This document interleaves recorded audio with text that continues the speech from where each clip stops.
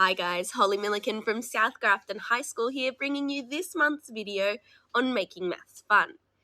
In this video, I am going to take you guys through a couple of different activities on the topic of Pythagoras' theorem. So I've got a couple of activities, one that is a revision activity and another activity to try and help get students up and out of their seats, moving around outside of the classroom to really help them engage with this topic. Now, this first activity is called Peer Pythagoras. So I really like this activity because it's so easily adaptable to different levels of classes, different materials, and even different topics.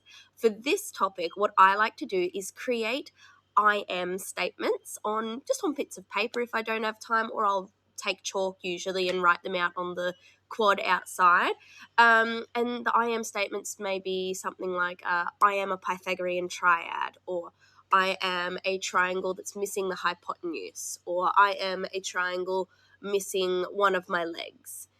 And the students then get a worksheet, which will be linked to this video, and they will visit each of these I am statements and create a triangle that aligns with that statement. So if they visit the Pythagorean triad I am statement, they might go 3, 4, 5. And so on and so forth until they've visited all the I am statements. Usually then what I will have students do is try and solve 3 or 4 other students' triangles from that I am statement. Each student is made a triangle master of their own triangles, which means if any other students come in to try and solve their triangles, they've got to go to the student who drew the triangle originally and say, hey, is my answer correct?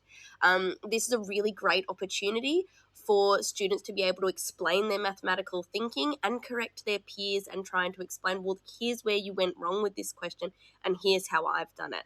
So it's a really great low pressure collaboration activity where students aren't expected to get up in front of the whole class and explain their thing, but it's more of a low pressure one-on-one sort of engagement activity, which makes them much more willing to, really try and explain in depth, well, here is what I've done, here is my mathematical process.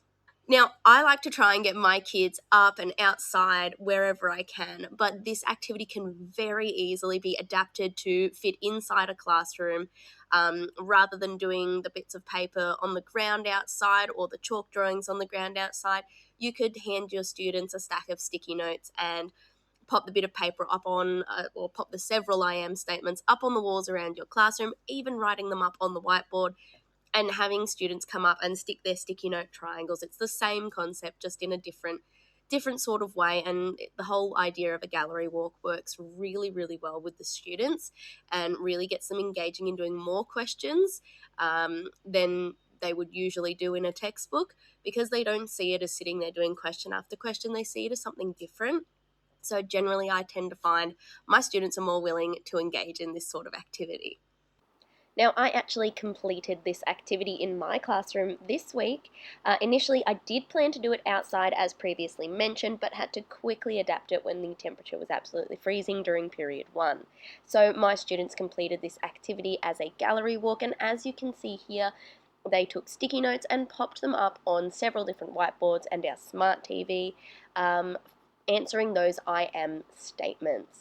They then wrote down their own answers on the worksheet provided and answered 9 of their peers' questions, so 3 from each I am statement.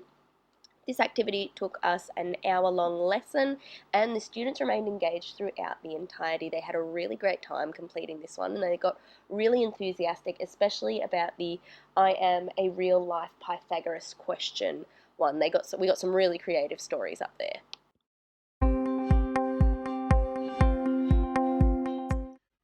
This activity is called Have I Got a Hypotenuse for You? And it is one of my favorite resources that I have used every year since I started teaching. So it is a revision activity, which is very Jeopardy-esque, but someone's gone and put a whole lot of effort into turning it into a game show. It is a free resource from TES, so I will link it to this video, and I can honestly say if you can run it like a game show host with a fake microphone and a bit of enthusiasm, your students will absolutely fall over themselves in love with it. It is a great activity.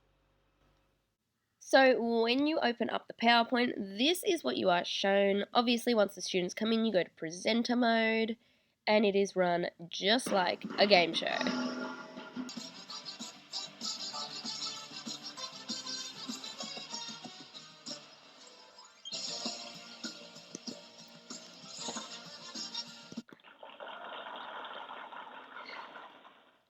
So that initial slide gives you the chance to have a bit of a fun with that entrance. And now, of course, we've got the theme music behind as well.